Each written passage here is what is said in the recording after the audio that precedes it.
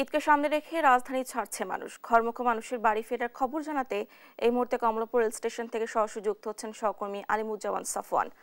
সাফওয়ান, মানুষের চাপ কেমন দেখছেন, বিস্তারিত জানাবেন। ডানা, এই মুহূর্তে কিন্তু আমরা কমলাপুরে রয়েছি এবং সকাল থেকে যেটি দেখছি যে আজকে কিন্তু উপচে পড়া ভিড় রয়েছে কমলাপুর রেলওয়ে স্টেশনে। গত 2-3 দিন ধরে যা জানাচ্ছিলাম তার চেয়ে অনেকখানি বেশি ভিড় হয়েছে, যেহেতু আজকে ছুটির দিন এবং শুক্রবার একই সাথে তারা বাড়ি ফিরছেন। কিন্তু ট্রেনে কিন্তু আমরা কোনো বিশৃঙ্খলা এখন পর্যন্ত দেখতে পারিনি। আগে থেকে যেটি জানিয়েছিলাম যে তিনটি নিরাপত্তা স্তর পাড়ি দিয়ে কিন্তু প্ল্যাটফর্মের ভেতরে প্রবেশ করতে হচ্ছে। আজকেও একই চিত্র, ব্যতিক্রম কোনো ঘটনা নেই।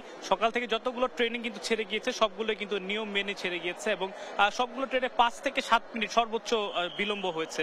আর এটি কারণ হিসাবে আমরা জিজ্ঞেস করেছিলাম এখানকার যারা স্টেশন ম্যানেজার রয়েছে, আর তিনি বলছেন যে আসলে সবগুলো ট্রেনের ছাদে কিন্তু যাত্রীরা উঠে পড়ার যে প্রবণতা ছিল সেটি কিন্তু আজও শুরু হয়েছে। তো যাত্রীদের কিন্তু কোনোভাবেই যে ট্রেনের ছাদে ভ্রমণ করতে দেওয়া হয়নি, যার কারণে তাদেরকে ছাদ থেকে নামিয়ে আনতে কিন্তু কিছুটা বিলম্ব হয়েছে, যার কারণে ট্রেনগুলো ছেড়ে যেতে 5-7 মিনিট করে বিলম্ব হয়েছে। এছাড়া সকাল থেকে আমরা যাত্রীদের সঙ্গে কথা বলেছি যে তারা আসলে কোনো ধরনের হয়রানি বা ভোগান্তির শিকার হচ্ছে কিনা। তো তারা বলছেন যে কোনো ধরনের হয়রানি এবং ভোগান্তির শিকার এখন পর্যন্ত কিন্তু তারা হয়নি। তো সব মিলে তাদের যেই বাড়ি ফেরার যে উৎসব সেটি কিন্তু আসলে তারা শুরু হয়েছে এবং তারা কি বলছেন যে একসাথে ঈদ করার জন্য তারা একটু কষ্ট হলেও সেটা কিন্তু তারা মেনে হাসি মুখেই আসলে ঢাকা ছাড়ছেন। তো ডানা, আমার কাছে কমলাপুর রেলওয়ে স্টেশন থেকে ছিল সর্বশেষ খবর।